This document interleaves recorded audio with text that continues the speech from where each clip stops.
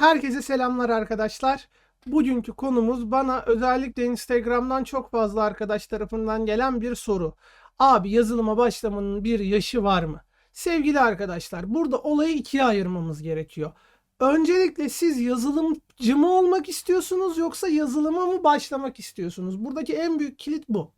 Eğer siz yazılımcı olmak istiyorsanız profesyonel olarak yazılım sektörünün içinde yer almak ve bu şekilde ekmek parası kazanmak istiyorsanız evet belli yaş skalaları var. Birazdan onlara bahsedeceğim. Fakat sizler ben yazılımı öğrenmek istiyorum. Kendi projelerimi yapacağım. Belki çalıştığım yerde işte bir şeyler yapacağım ya da kendimi geliştirmek istiyorum. İlgim var diyorsanız arkadaşlar bu noktada yazılıma başlamanın hiçbir yaşı yok. Benim 52 yaşında, 53 yaşında da öğrencilerim oldu geçmişte eğitim verirken. Hatta daha ötesini söyleyebilirim. Şu an 55-60 yaşında danışanlarım var bu konuda. Ve gerçekten bu adamlar yazılım profesyoneli değil, yazılımcı olma yolunda ilerleyen ya da bu tarz insanlar mentörlük alıyorlar genelde benim gibi insanlardan. Ya da adamın kendi bir projesi var mesela 30 yaşında, 40 yaşında, 50 yaşında neyse yaş hiç önemli değil. Bunu yaparken desteğe ihtiyacı oluyor. Bu tarz insanlar da gene ilgili olabiliyorlar bu tarz konularda. Şimdi buradaki en büyük kilit nokta ne biliyor musunuz sevgili arkadaşlar? Buradaki en büyük kilit nokta sizin ne istediğiniz. Şimdi siz bir yazılımcı olmak istiyorsanız, bundan ekmek yemek istiyorsanız zaten daha önce de bahsetmiştim ben bu konudan. Yazılımcı olmak için mümkünse ilgili bir alanda diploma sahibi olmanız ilerleyen zamanlarda işte kademe atlarken ya da işe girerken sizin faydanıza olabilir. Evet, portföy çok önemli ama işe giriş noktasında, ilk başlangıç noktasında eliniz ne kadar dolu olursa sizi firmanın tercih etmesi o kadar imkanlı. Aksi takdirde siz bir yere iş başvurusunda bulunduğunuzda sizinle aynı vasıfta bir diploması olan insanı sizin önünüze alıyorlar. Burada diploma otomatik olarak bir önem teşkil ettiği için ortalama 4 yılda bir diplomaya zaman ayırmanız gerektiğini, bir diplomayı alırken ihtiyacınız olduğunu düşündüğümüzde otomatik olarak yaşınız ne kadar küçük olursa işe başlangıcınızın ne kadar erken olursa o kadar iyi olacağını rahatlıkla söyleyebiliriz.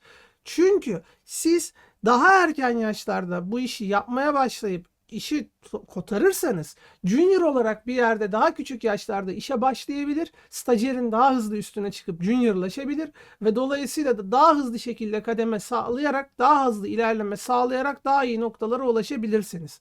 Fakat siz daha geç yaşlarda bunu yaparsanız işte diploma sıkıntısıydı, oydu buydu, şuydu. Bir de junior olarak bakın sevgili arkadaşlar bunu çok fazla söylemezler ama çoğu takım lideri kendi akranı olan insanları takımında kendi altında çalıştırmayı pek de sevmez. Bunun sayısı hiç de öyle gözükmüyor gibi konuşurlar ama aslında çok fazla. Yani takım lideri gelir 30 yaşında bir takım lideri olduğunu bahsedelim arkadaşlar. Şimdi mizansen yaratıyoruz. 30 yaşında bir takım liderimiz var. O 30 yaşındaki takım lideri 30, 31, 32 yaşlarında bir junior'u kendi altında çalıştırmak istemez. Çünkü kendi akranınıza bir emir vermeniz ya da kendi akranınıza bir şekilde bu işi anlatmanız, öğretmeniz ya da bunların hepsi daha zordur. Yani daha akran olduğunuzda o abi kardeşlik, abla kardeşliği kurmanız daha zordur. Ya da işte ya bu bağları kurmak daha zordur arkadaşlar. Açık konuşalım. Bunun psikolojide yeri vardır yani. Araştırırsanız bunları görürsünüz. Dolayısıyla insan yönetmenin de zor olduğunu biliyoruz ve bu sebeple de insanları yönetirken bu zorluğu yaşamamak için ya da herhangi bir sıkıntıyı teşkil etmemek için genellikle takım yöneticileri ya da diğer yöneticiler istemezler kendilerine yakın yaştakilere. Ha, benzer skalada zaten bir alım yapılıyorsa o zaman juniorlığı çoktan geçtiyse orada daha fazla iş bilgisi girecek tabii ama bu tarz detaylar azalacak. Ama şu an yazılıma başlamanın yaşını soran bir insanın yazılıma yeni başlayacağını düşünürsek, junior olacağını en iyi ihtimalle düşünürsek arkadaşlar burada profesyonel bir yazılımcı olurken yazılıma başlamada maksimum 25 yaşını ne kadar geçirmezseniz o kadar iyidir. Hani 28-29 yaşlarınıza gelmeden işe başlayabilirseniz stajlar yapıp o zaman sizin kariyerinizde, iş geçişlerinizde çok daha iyi olacaktır.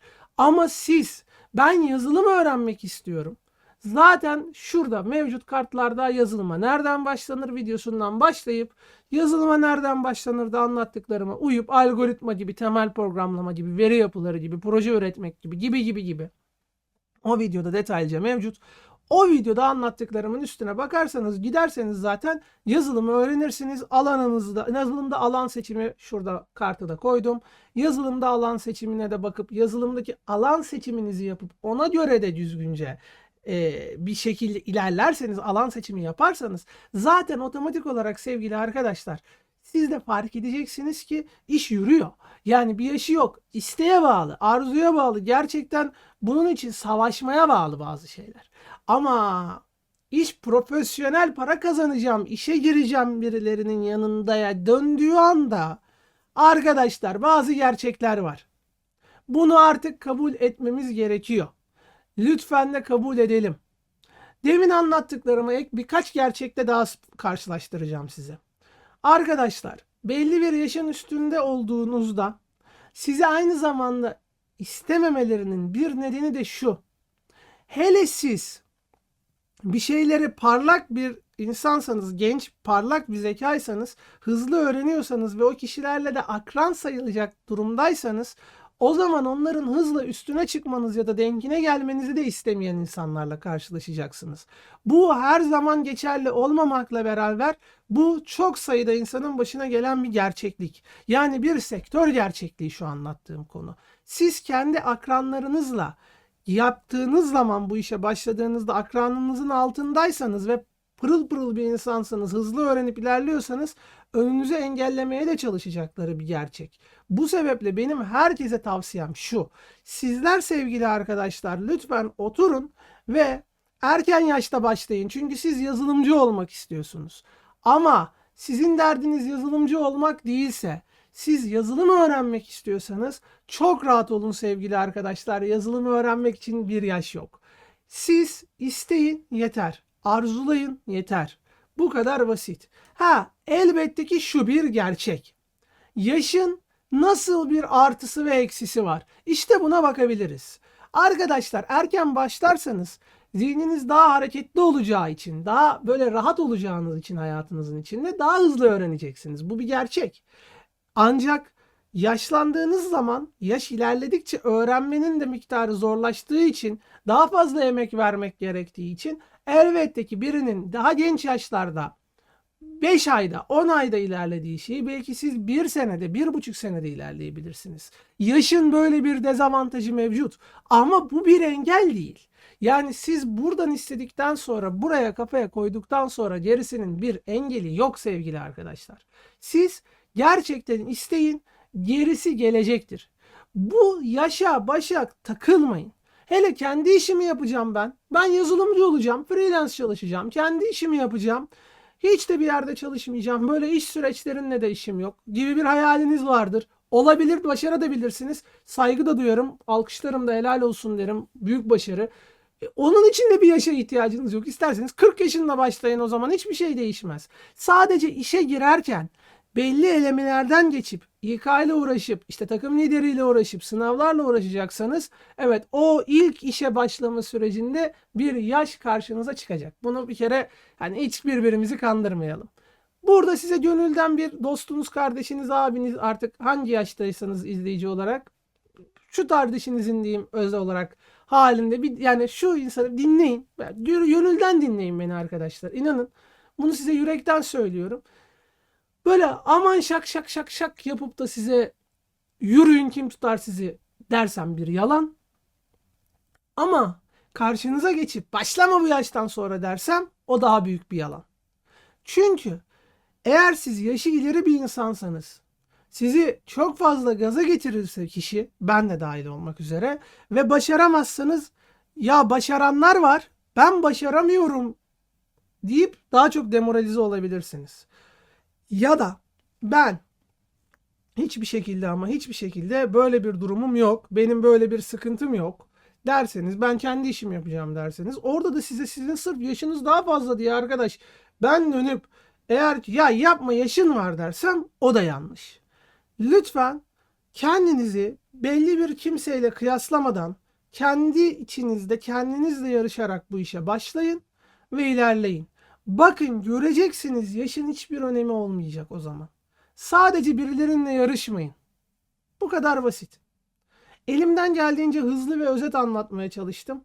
Sürçülisanım olduysa affola. Bu arada ağzımda hafif böyle sarartılar görebilirsiniz. Sürekli bir pastil var ağzımda, kusura bakmayın. Yaklaşık 10 gündür iyileşemiyorum. Sürekli ilaç kullanıyorum, antibiyotik kullanıyorum ve burada sesim toparlansın diye bir pastil attım ağzıma. O yüzden sarı sarı geliyorsa pislik değil, haberiniz olsun. Yani gerçekten bu pastil beni mahvetti. Ağzımı boyuyor resmen sapsarı bir şekilde. Ne haberiniz olsun, yani kusuruma da bakmayın. Hani elimde olan bir şey değil, bir sağlık durumu. Umarım sizlere fayda sağlayıp yardımcı olabilmişimdir sevgili arkadaşlar. Benim kanalıma destek olup abone olup videoyu beğenirseniz, yorum yaparsanız çok sevinirim sevgili arkadaşlar. Yine aşağıdaki açıklama bölümünde oradan sosyal medyalarıma ulaşıp beni takip ederseniz neler var, işte Instagram'ından tutun Threads'i, Twitter yani yeni adıyla X'i ya da Discord sunucusuna kadar, hemen hemen hatta Reddit grubuna kadar her şeyiyle açık, mevcut. Hazırız. Yani ben bütün altyapıyı kurdum. Her yerden takip ederseniz çok sevinirim. Destek olursanız çok sevinirim. Merak ettiklerinizi lütfen aşağı sormaktan çekinmeyin. Bana ulaşmaktan çekinmeyin. Bir sonraki içerikte görüşmek üzere arkadaşlar. Kendinize çok iyi bakın. Hoşça kalın.